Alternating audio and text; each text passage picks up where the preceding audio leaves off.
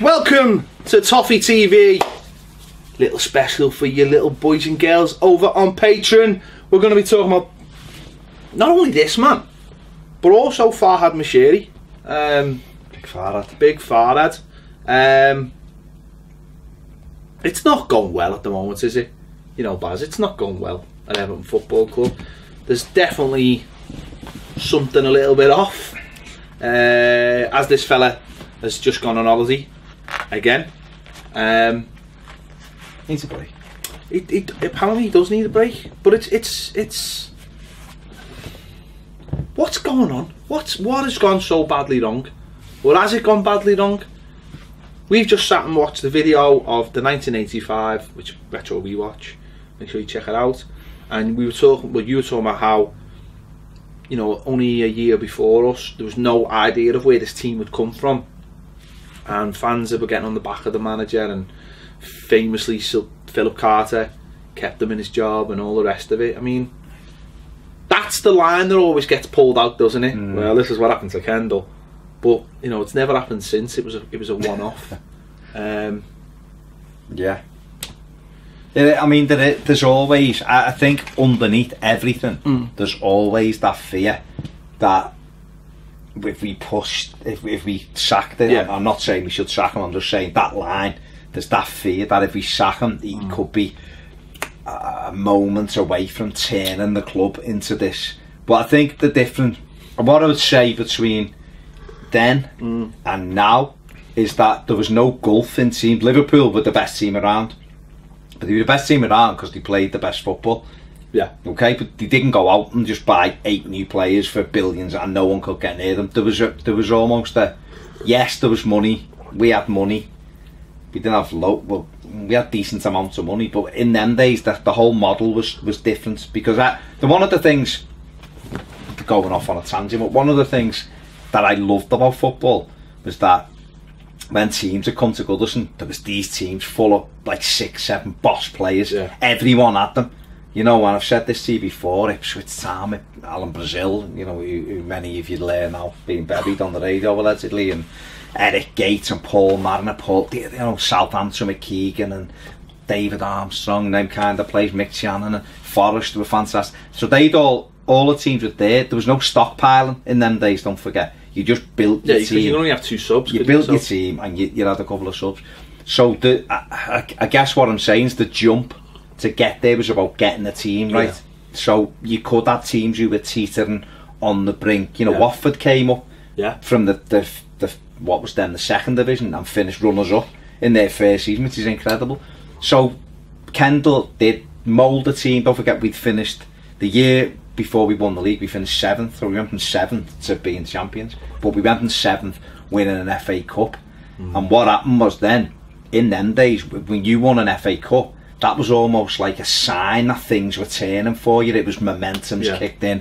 This team has been able to win this FA Cup to the good side. It built the confidence. So there's always that fear. But I think the difference is now, we know that when you look at the super teams, and we're going to say just at the moment because they look like, last year they didn't look like super teams, but this year they do. They look incredible at the minute. City, United and Chelsea, them 3 look head and shoulders above, and Spurs I think are magnificent, and then you've got Liverpool for me just underneath them. So them teams look quite far ahead at the moment, especially us. We look behind Leicester at the moment as a team because we aren't a team.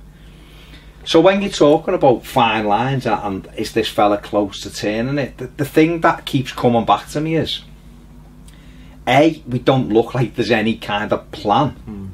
Now he might have that plan and that's fine, but it's not as if, to me it just doesn't look clear. And I think the second thing is, I know that he wants to be somewhere else ultimately, and that it shouldn't bother me, because he's still doing his job. I go into work and do the best job I can, but I'd rather be here every day, or do you know what I mean? I'd rather be playing. So that's fine, having aspirations to do other stuff, but I just don't think, I think sometimes when he talks, you just get the feeling that he's not really asked because he sees himself somewhere else.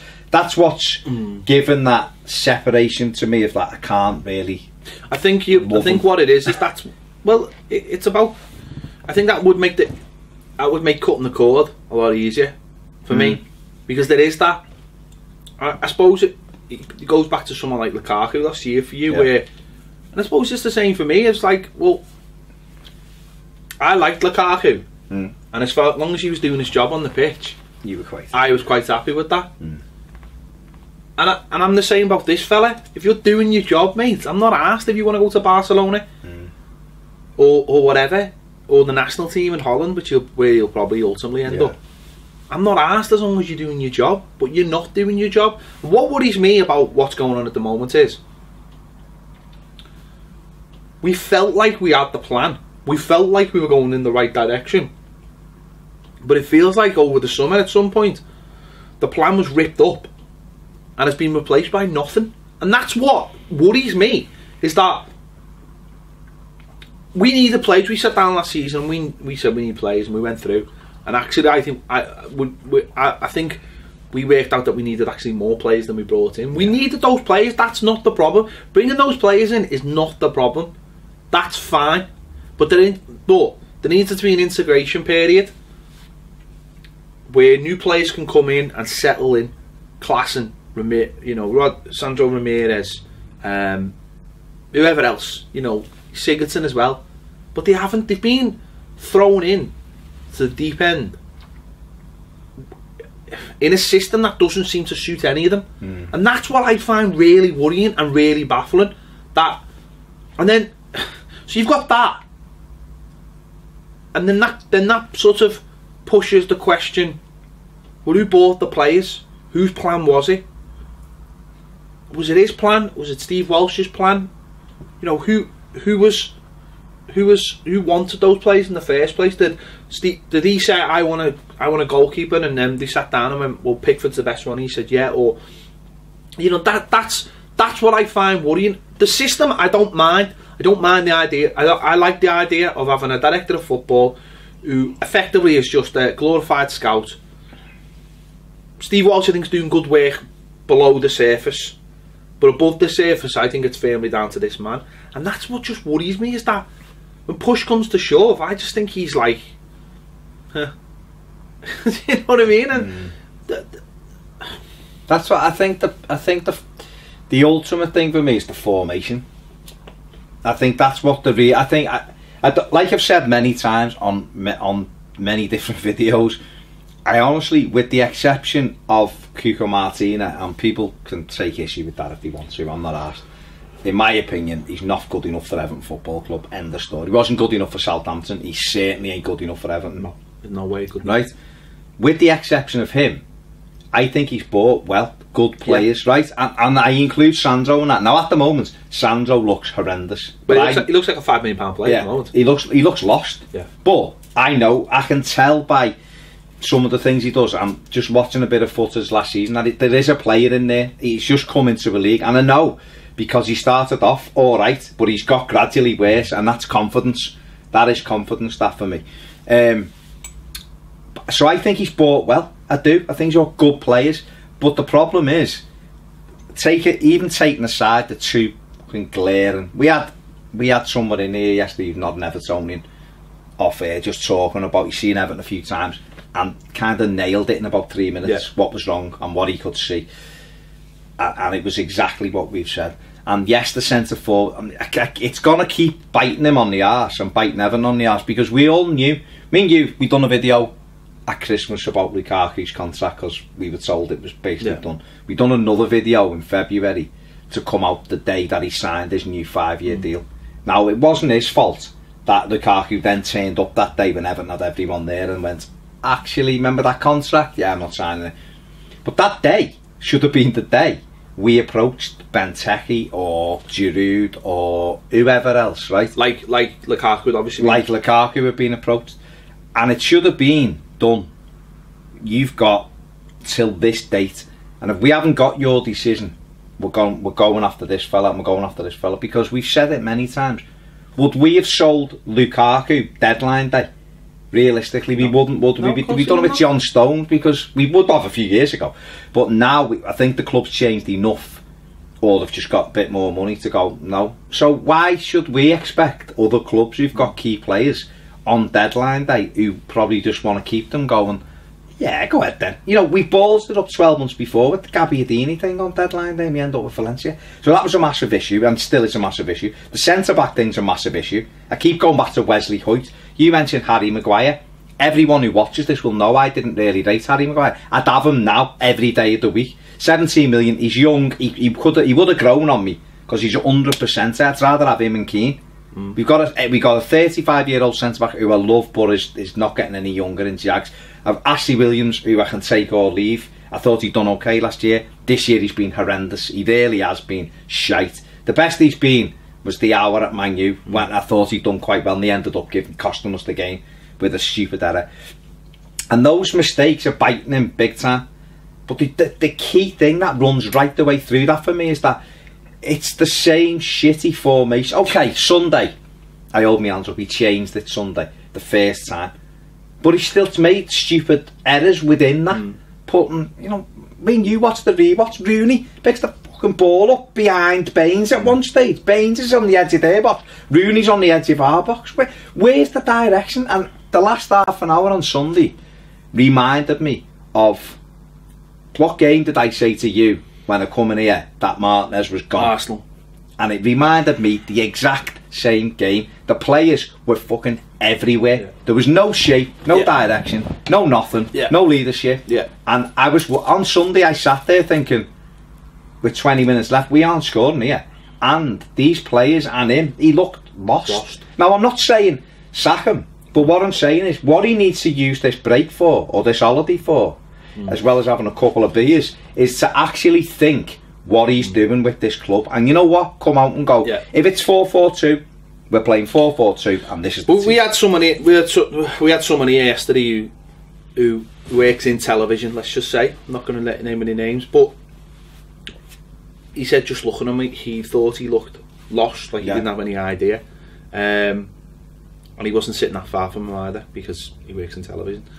I'm struggling with the whole thing, because like he went back to a 4-4-2, but you looked at the 4-4-2 and it well, it was 6-4-2. It doesn't have any players. It doesn't have the players that suit a 4-4-2. So you've got two centre midfielders who all we want to do is sit in front of the back four. You've got Sigurdsson on one side, who all he wants to do is come into the centre. You've got Vlasic on the other side, and all he wanted to do is come into the centre. After the first initial 20 minutes, when Martina was getting close to him, and that's it. So you had a young lad up front in Dominic Calvert-Lewin, who works hard, runs around, troubles defenders, but ultimately lacks something in his game that at the moment, hopefully he'll make up as he gets older. You had Nias up front, who, bless him, is basically, you've got to put the ball into the areas where he can just ping it. But there's a lot of strikers like that. I know, I'm not having a go. I'm just saying. I'm saying that it's all about suit. What Nias needs is someone in the centre midfield, like his first goal against Bournemouth, where it was a direct pass through the middle, or get it wide for him. That's what he needs. He's a striker who plays on the shoulder. He doesn't want to be back to goal. He actually wants passes when he's on the move. When you stand the ass up, he looks a very, very ordinary kind of player, because he hasn't really got a clue. I'm not having a go with him. I'm just saying, if that's what you've got, that's what you need. Dominic Calvert-Lewin looks dangerous when you put the ball in the air, or again he's on the move. As soon as he has to stand still, he's out of it. He's not that kind of footballer. He hasn't got that kind of intelligence. He's not that kind of player. He hasn't got a trick in him. And yet that's the way we play. And the best, sorry, just very quickly, the best way we've demonstrated that was with Rooney at Old Trafford. Rooney played that. We had a guest on yesterday, Neil, and he was right. The person who's played the lone striker, what he wants to play, the very best this season in terms of keeping it and bringing other players into the games, Wayne Rooney. And he plays it that way because his touch is so good and he's strong. But what you have to have then with Rooney is people running away from him, running off him, so he's got an option. But you'd also have to have discipline from Rooney. Yeah, because it's the minute he did do that. That's what I'm saying. Old Trafford he did, but the minute he drops in, the game's you haven't got a striker. So his biggest problem is he's not prepared to have width on the pitch. And I think that undermines everything. And that's just ridiculous. Exactly, that undermines. He wants Baines to get forward. He's destroying Baines. Yeah. He wants the right back to get forward. Well, if he wants to do that, why doesn't he play 3 at the back? Exactly. Do you know what I mean? I mean, personally, I'm quite happy with the 4-4-2. I think the makeup of it, I think I'd try Rooney and Niasse as my 2 up front, for the simple reason that Rooney will naturally drop. Calvert-Lewin's done well.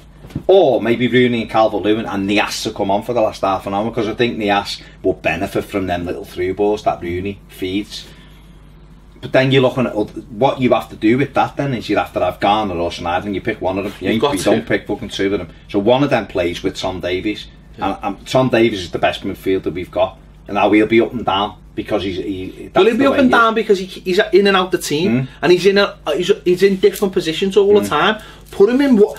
This is the biggest problem. I think Sneijder should have a go centre back. I think Sneijder should go centre back. At the moment, I really do. I said about February time, I put him in centre back. He's got everything to be a top class centre back. He really has got everything, and he can come out with the ball. He's got all the instincts. I think at the moment, because the other 2 are struggling, I think him and Keane will be. They're both massive as well, by the way. I think him and Keane, it would make sense just at the minute to give. I'd put him in there, but the problem for me at the moment is every game the personnel and the shape changes for some, and we're not finding it. And I've said this before. It's October, and he doesn't know his best 11 or his best formation. That to me is the biggest problem. He looks a man without a plan. He really, really does. But I do that round before you start. Well, you know, but I really wonder. But I wonder, and I've said this before. I said it on a video of the weekend. Is this man a man who's going to sit in his office till 9 o'clock at night, fucking worried about what's going on? Or is he a fella who's going to get off at 5 o'clock because he's got a tee off time at 6 o'clock in fucking Cheshire somewhere? Well, I think you know the answer. But and ultimately that's the problem, isn't it? When times are going good, he's sound. But if times are going bad... Okay, but we replaced the man that sat in his office till 9 o'clock. I understand that. But what I mean is... To be fair, I'm just playing devil's advocate because I kind of get what I'm saying. And I fully understand that, but I when it's going bad, I'm not. Listen, if he goes on all these, whatever. I'm not asked. I'm gonna have a go at him for that. That's up to him. What he does, if he's been, people need holidays as much as it. If we'd have won the last few games, you go fair enough. Let go and have a good break. It's just the way it is. But for you look at it and you just think, is he prepared to put in the extra work, the real extra work? To find a solution, and that's what I worry about. Is he that arsed? And the other thing is, when you listen to Misheri talk, and we probably said this on the final word, you get the feeling that Misheri gets all his football info off him. Yeah, like it's coming from the bottom up, not like Misheri. Yeah, exactly. And you think, well, Ronald told me this and Ronald told me that, and I'm thinking, you're his fucking boss. You shouldn't be. But managers will of course, they'll always talk to the chairman and they'll always say, look, we're a win away from turn. You've got to, because that's what you do. You defend your job. He's not going to want to be sacked from this job. No, of course not. Because he wants the Barcelona job, or he wants another job, and also he probably quite enjoys £6 million a year. Yeah. But I'm a bit like you, is that I don't know whether he cares enough about us to kind of go, what do we do here? I said it on my instant reaction on Sunday. After the game, I didn't see anything in his face or his demeanour. He didn't look angry. And I go back to the Southampton game when he was the manager of Southampton and they drew 1-1 with us. Yeah. And he was at Goodison and he was fuming because we were shite. And he knew he was shite. And he was like, he was going on about having 4 strikers and none of them could score. And he was fucking fuming. I have not seen that anger in him this season once. And I think that it's almost like, how can I be angry at those players when it's me who's fucking up? But I just don't see that anger in him. I don't see the desire in him. And I'm not saying every manager's the same. Some managers, but I've seen him get really angry when he was at Southampton. There was a real passion, there was a real desire there. So why hasn't he got that for us? That's what I don't understand. I don't understand why he hasn't got that and why that's not when he first came, he did have a bit of that in him, and he made those decisions. And we've gone over this about pulling players out the team, and I just wonder whether I wonder whether that went too far, because we heard about him falling out with people and stuff like that, and you just wonder whether it's almost like it's got no effect anymore. That anger, but fucking hell, be angry for being angry. Be angry with, you know, when we're at the game, when we're walking out to Goodison, we're angry, we're fuming. You know, fans are fucking going mad, they're booing, they're doing whatever. People around me are fucking shouting you disgrace and all the rest of it. What's the match day experience? You'll hear it all. People are fuming at him. But I don't see that in him. I don't see the fact that he's just been beaten by Burnley at home. Everton should never lose to Burnley at home. I'm not fucking interested. This is us here. We don't have to fucking pat them on the head and saying that we should never fucking lose to Burnley. The fucking Burnley. We're Everton. We should never lose to Burnley. Especially when we've spent 170 exactly, we should never. When we've took their best centre back off them, we should never lose to Burnley at home. Well, you know what? No, we should. I'm not in that manner. And we have. And there's no. I don't see any anger. I just say, oh, it's not going the way I want it at the moment. I don't think that's acceptable. I think when you look at the stats, they're very worrying. You showed me some stats and they are. The chances created, shots on target, they're all very worrying. They put us where we are or worse. Yeah. So it's not like we're battering teams, and I mean, you know, and we just can't get that winner, or we're not keeping a clean sheet. There's too many problems that are evident, but we just keep going, game to game. And the game slips away, and then you go, okay. We sat here after the United game going, well, we've got 4 home games now, and we need to win all 4, and all 4 are winnable. All 4 are winnable. And we started off, we won against Sunderland, and we got out of jail a little bit against Bournemouth, but we won the game. We were like, right, okay, we've got Apple on, you know, our own, we'll beat these are fucking part-timers. We went into those last 2 games, you know, we drew with it. You know, we're virtually on our arse in that Europa League. Yeah, we are. Aren't we? We're going to need a massive effort now to get out of that group, which is a joke. And we've just lost to Burnley. We've lost 4 of our last 5 league games, and we haven't scored a goal in them games. Lost 2 home games already. We only lost 2 home games all season, last season.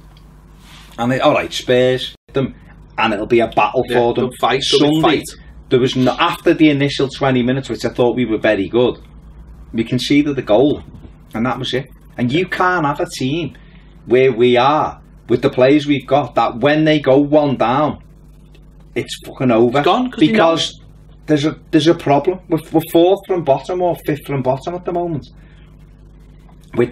I can't say the players didn't try, because they did. They were running around, but there was no direction. There was no shape. There was no clear instruction. And that's the issue for me, and that's the biggest problem. I just think, I don't know where the turn happened, because he come in, he was a moody bastard, he got us fit, we won a load of games, we got on a roll, but you know what, you know, we examine it, right, we won 4 away games, we won the away record, 2 away games in 17 last season.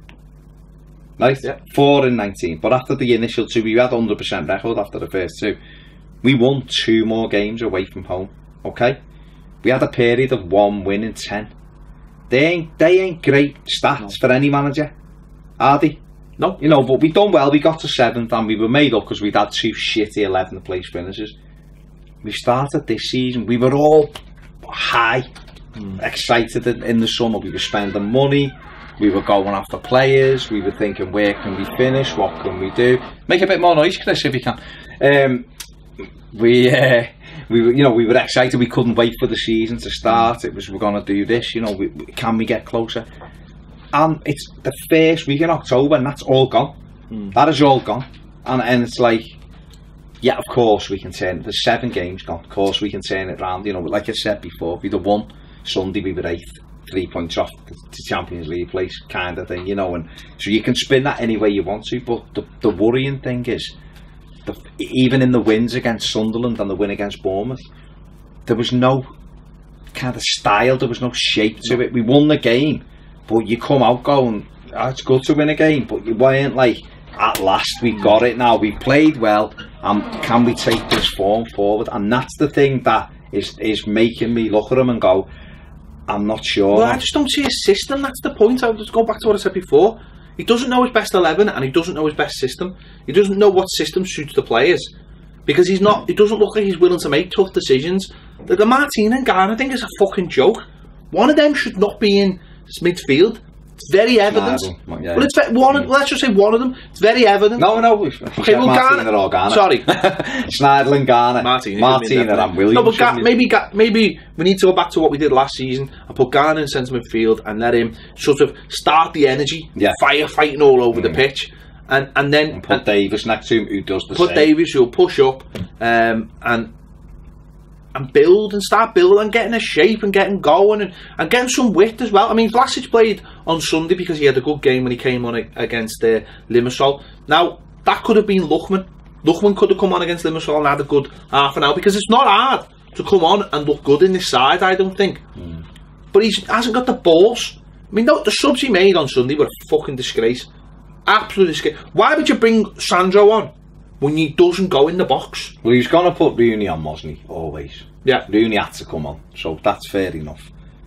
You know, he was the other one he brought. He brought Davies on.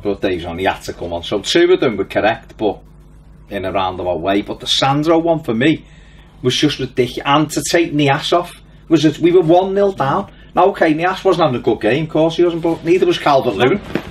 But you bring Luchman on there. You put Luchman on wide. Take fucking Cuco Martina off. It didn't, like I said, it didn't matter whether we lost 2-0. Leave your centre forwards on. Make them have to think. These have got loads of attackers now. We have to be careful here. And we did. We just kind of went.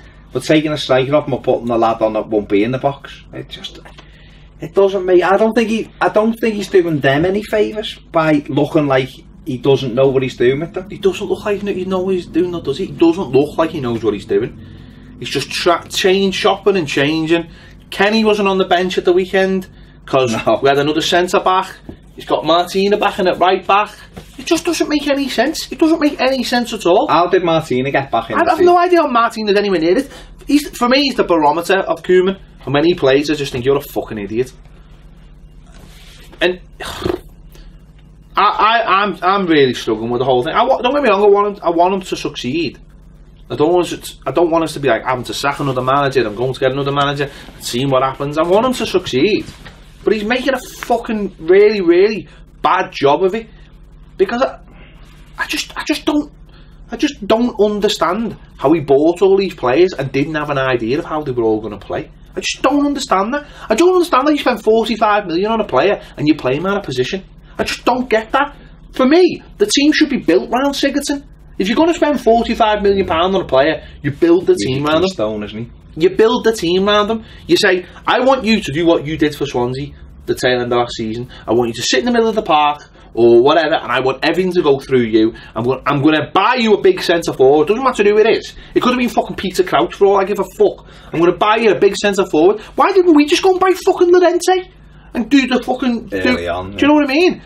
I'll buy you a centre forward, so you've always got an outball. And we're going to build a team manager. No, I'm going to pay 45 million for a player and I'm going to fucking shove you out of position to accommodate someone else who's out of position. That's the other thing. We put a square peg in a round hole to accommodate a square peg in a round hole. I don't understand what he wants to do and where he's going with it all. It's fucking, for me, it's a joke. And then we move on to Mashiri.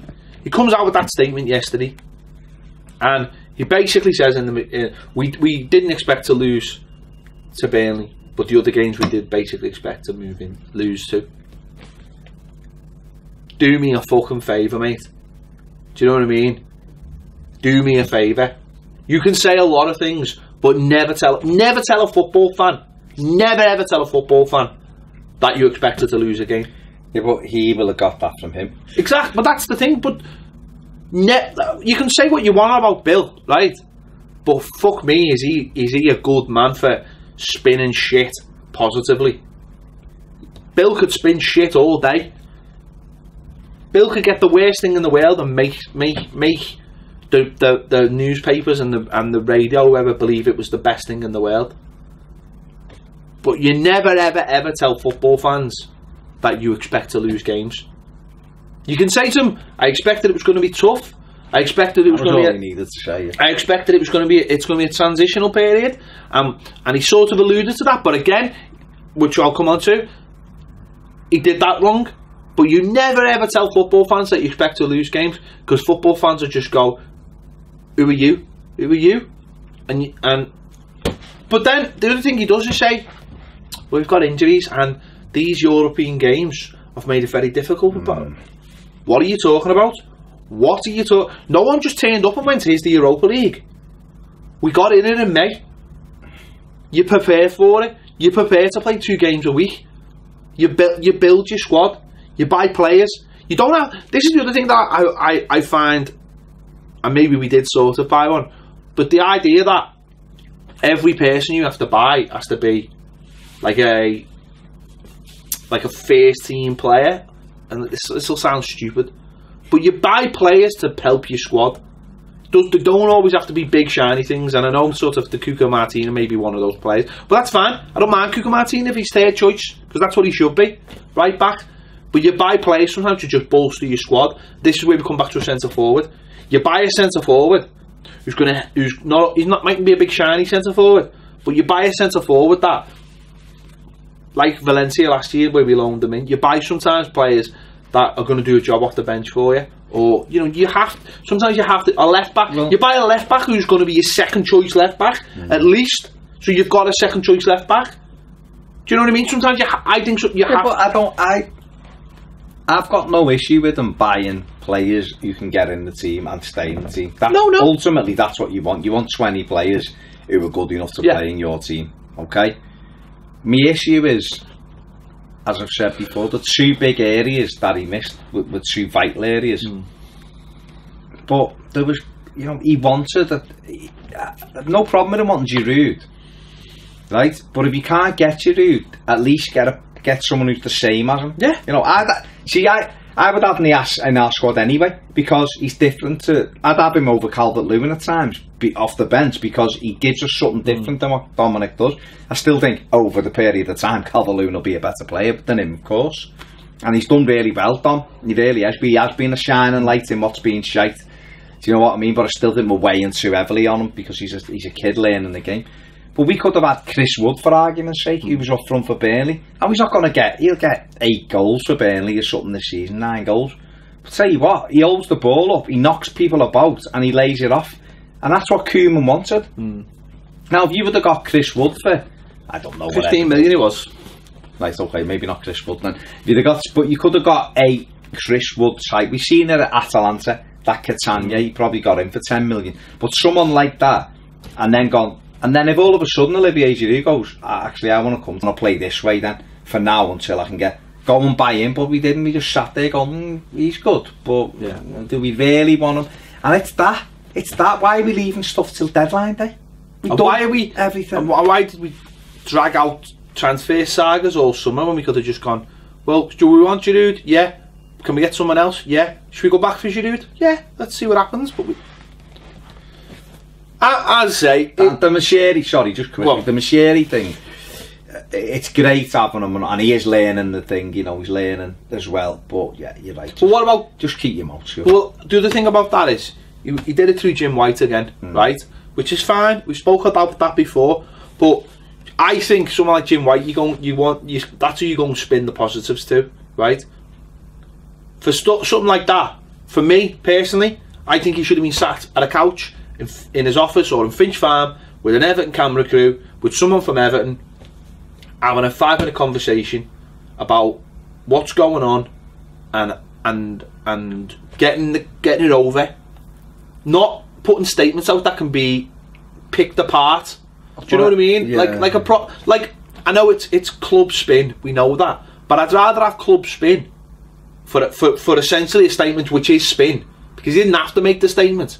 But he's made the statement basically trying to, avail fears of what's going on. And he's made it worse, because he's saying that defeats are expected. He's made that worse. But I think the crux of the statement was, we still back the manager. We've had a poor start and we still back him, but, the press, kind of like, we're keeping an eye on it, which is what he kind of said. And that's gone to Jim White because a lot of the newspapers are running with, or the media outlets are running with the fact that Koeman's under pressure. And if we'd have released it on the website, all of those papers and media outlets still would have been going with the No, I know, but what I mean and is... they still are. But what I mean is...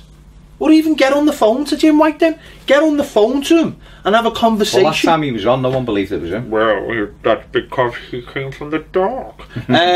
Yeah, but that's fine. But the point is, what I mean is if he asks a question, you answer it back, and then you go, well, what do you mean by that? Well, sorry, I didn't mean it like that. I meant it like this.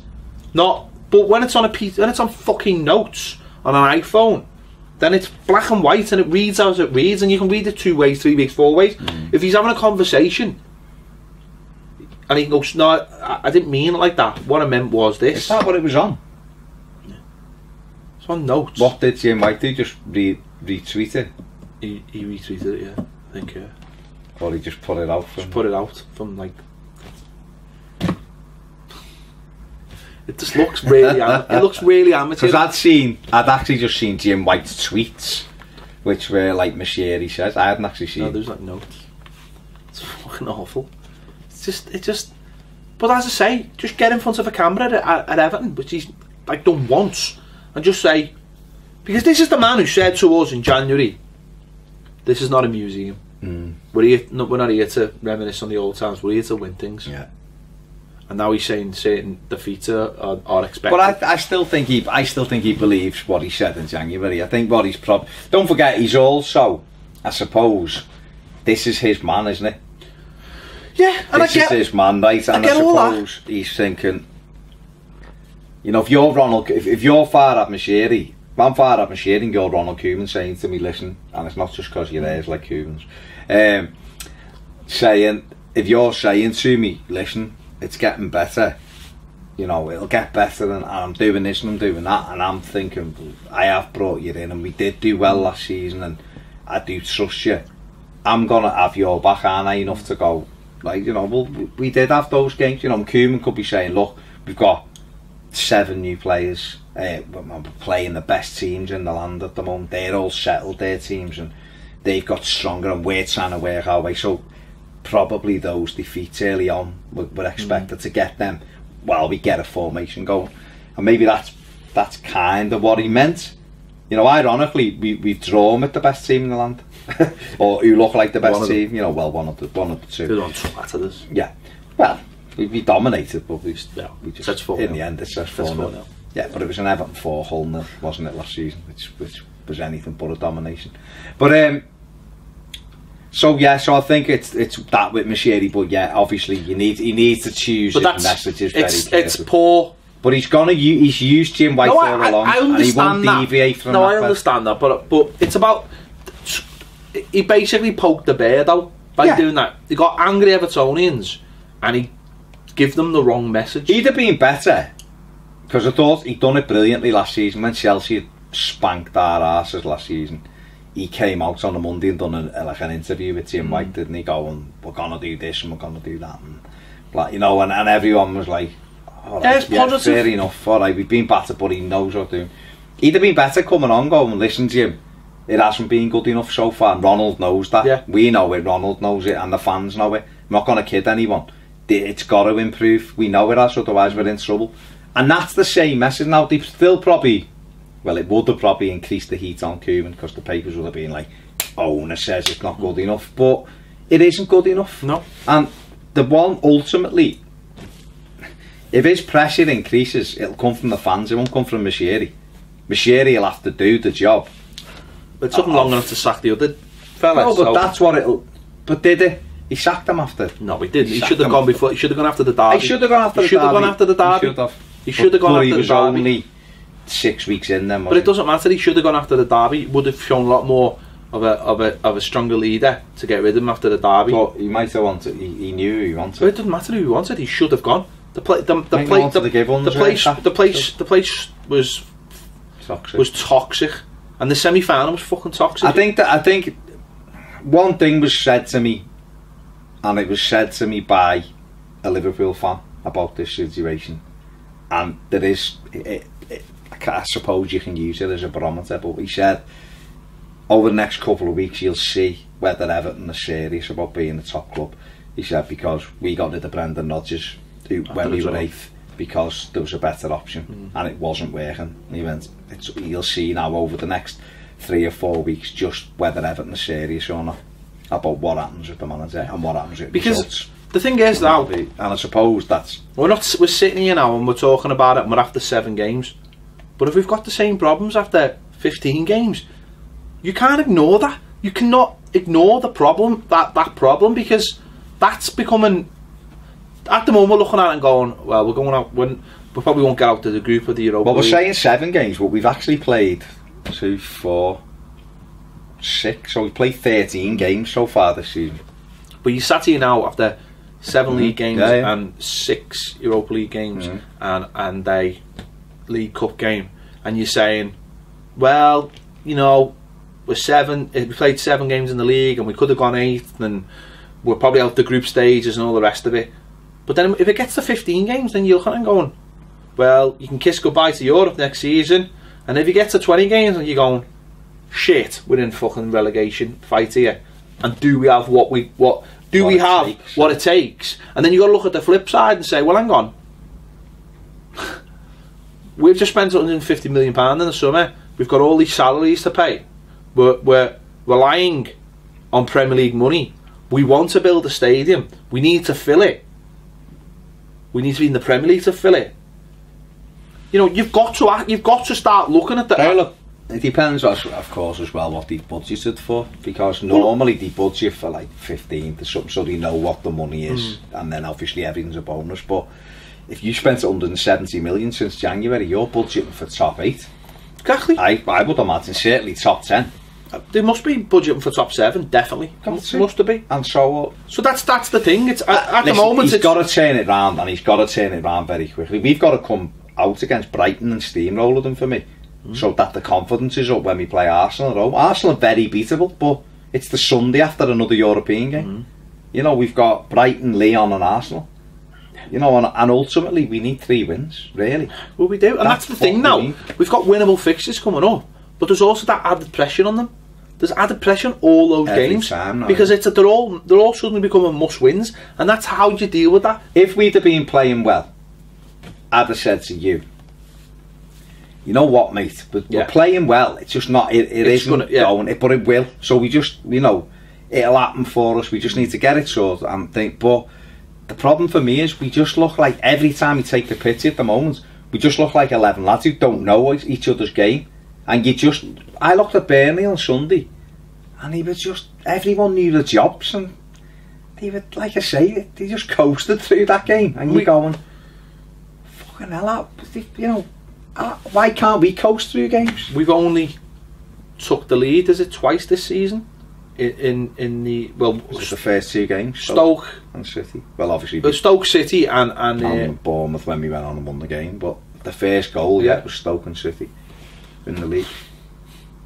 That's worrying, because every time we go behind, we've only scored in Stoke, City and Bournemouth. Every time we go behind, we look like the players go. We know there isn't a goal in it, don't we?